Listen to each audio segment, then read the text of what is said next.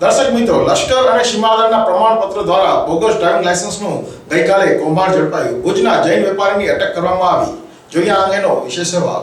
રાષ્ટ્રની સુરક્ષાને સીધી રીતે ઘાતક અને માઠી અસર કરી શકે તેવું લશ્કર અને સીમા સુરક્ષા દળ જેવી એજન્સીઓના દસ્તાવેજોના આધારે બોગસ ડ્રાઇવિંગ લાયસન્સ બનાવી આપવાનું એક મોટું ષડયંત્ર જિલ્લાના મુખ્ય મથકેથી ઝડપાયું છે. આ પ્રકરણમાં સંલગ્ન ઢગલાબંધ સાહિત્ય અને ભુજના જૈન સમાજના વેપારી આગેવાન કાંતિલાલ સ્વરૂપચંદ વોરા ઉર્ફે મમતાવાળા કાકાની અટક કરવામાં આવી છે.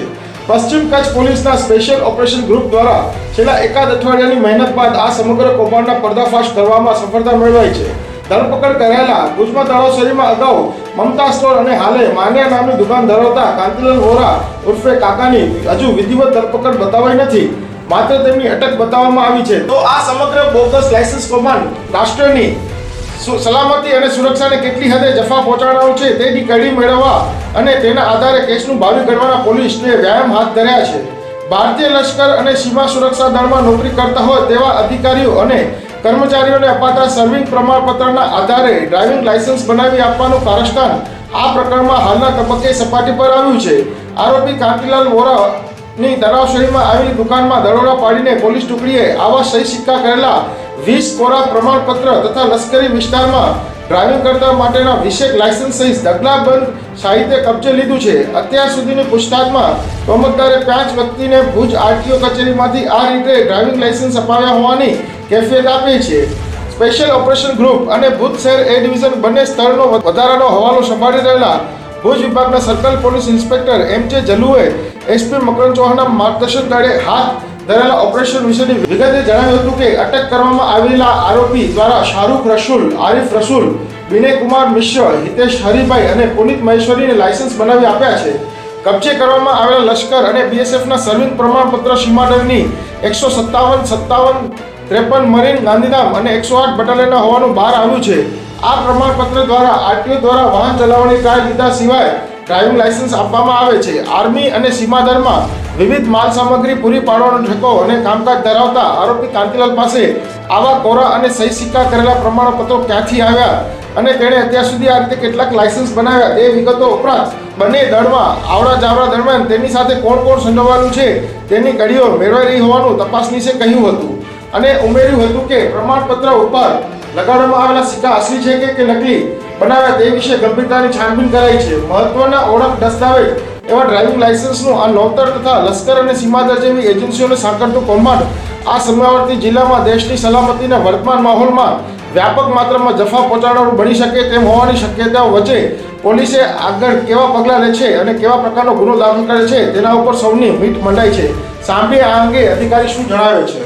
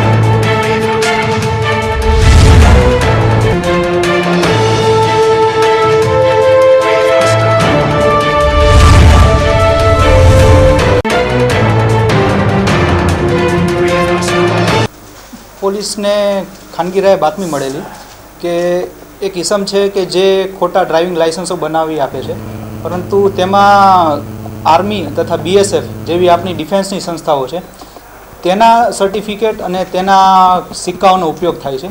એ એક મહત્ત્વપૂર્ણ બાબત હતી અને દેશના સુરક્ષા બાબતેની પણ મેટર હતી. એટલે તપાસ કરતાં એક ખ્યાલ આવ્યો કે કાંતિલાલ સ્વરૂપચંદ વોરા નામનો વ્યક્તિ છે, માન્યા પ્રોવિઝન સ્ટોર તળાવશેરીમાં તેની દુકાન આવેલી છે.